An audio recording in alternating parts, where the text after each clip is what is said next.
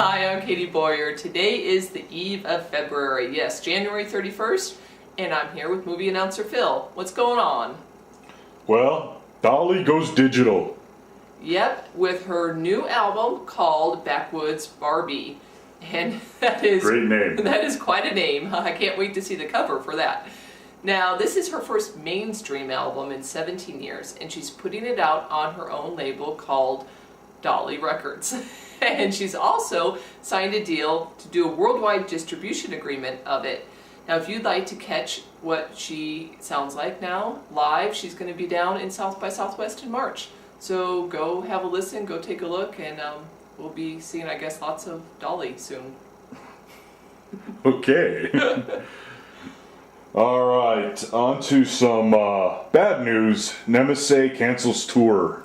Yep, NEMESEA's lead singer Amanda has been sick since December, and now they're saying that she has an infection on her vocal cords, which sounds very nasty.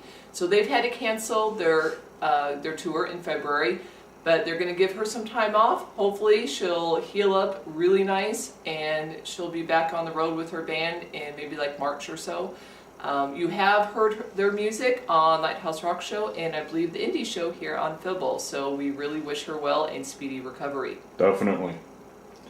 All right, on to some more bad news. Albums now cost $1.5 million. No, they don't yet, but if the RIAA has their way, they may. Now this has to do with compilation albums.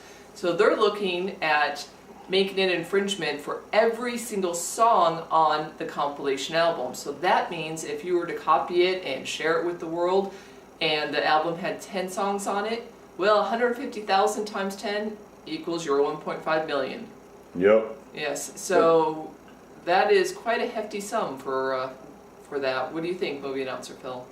Well, I think it's kind of ridiculous that they want to charge 150 grand a song. I mean, people don't want to pay a buck. What makes them think people want to pay 150 grand? You know, how is me copying an album, okay, gonna hurt the music industry in $1.5 million worth of damages? I don't understand that. Well, I don't know. I hate to try to get inside the minds of the RIAA because that's a very there is no scary mind place. there.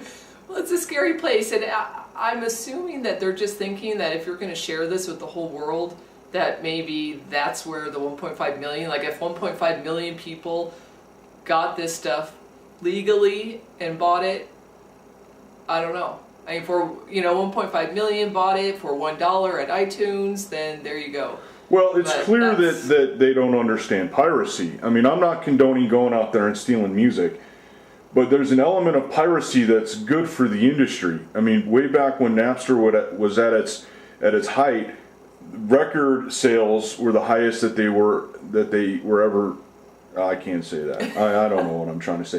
They were very high, and that was when the so-called piracy was killing the record industry, when in fact it was helping it. So I don't know. I think these guys just need to go away.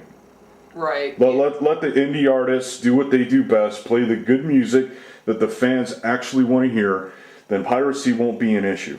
Indie music is wonderful, and there's so much out there, and the thing is, it's kind of like, the cream, and it just rises to the top, and it will be found, and people will pay for it, and they will be happy to support the artists. They just want to share music with their friends, and in a lot of ways that's not bad. That's what you want. You want your music out there. You want it shared. You want new fans to come find you. And 1.5 million for an album, that hurts.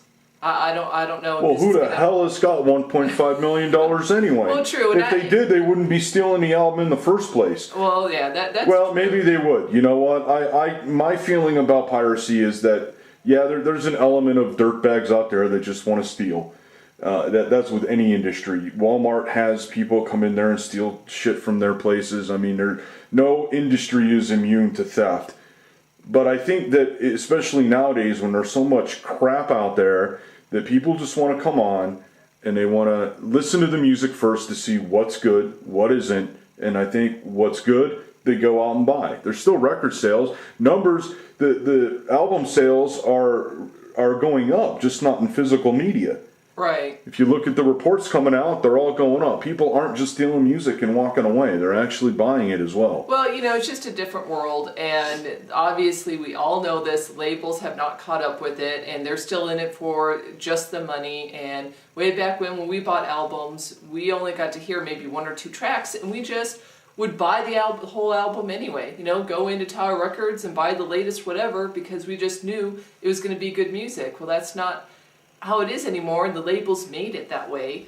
And so, that's Apple came in with their single downloads and made a huge success because people don't want to buy a whole album full of crappy music. Right. There might be one song they like on it, so don't force us to buy something that we don't want. That's right. So that's what I have to say. Now, I do want to let everyone know about this act because it hasn't been passed yet. So this is just something that could happen. It's called the Pro-IP Act, which stands for Prioritizing Resources and Organization for Intellectual Property Act. And Google's copyright lawyer has come out and he has said that it's the most outrageously glutinous IP bill ever introduced in the United States. So, I don't know. Any last words on this? Just support indie musicians, and the RIAA will go away. All the good artists that are signed to labels will have to go indie, and then we can support them the right way. I mean, I'm not saying that all label music sucks, because it doesn't, but I think that the way the industry is going with the major labels and stuff, they're forcing crap down people's throats, and we're not buying it, and then they want to sue us. Yeah, and I think it's time for us to revolt and just support the good musicians that play music now, not just one-hit wonder hits. Right, there's a whole new world of music, a whole new world of an industry of music that's opening up. There's new ways for bands to do things now that they never could before, and there's money to be made out there, but unfortunately a lot of the big guys just don't want to look at that way to do it. They just want to do it the old way. Yep. So, well, talking about what? Music? Music. Talking yes. about music, yes. That's what we're here for. Yesterday I did a show about 30-second clips that you can download and about YouTube's manager and stuff. And I want to say thank you to Steph and Melissa who commented on that. So they had some great words of wisdom on that, and they really cracked me up. Yes, go check them out. Yes, that was pretty funny.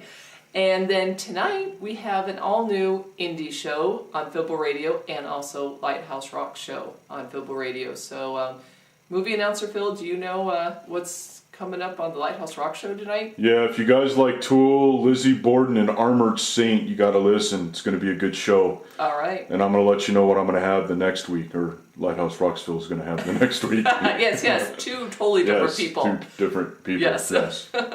All right, well, thanks for stopping by. And I'll have links on the headlines, so make sure to come on by to Phibble.com, click on the Phibble 4 show, and you can find links to a lot of good stuff. So we'll see you tomorrow.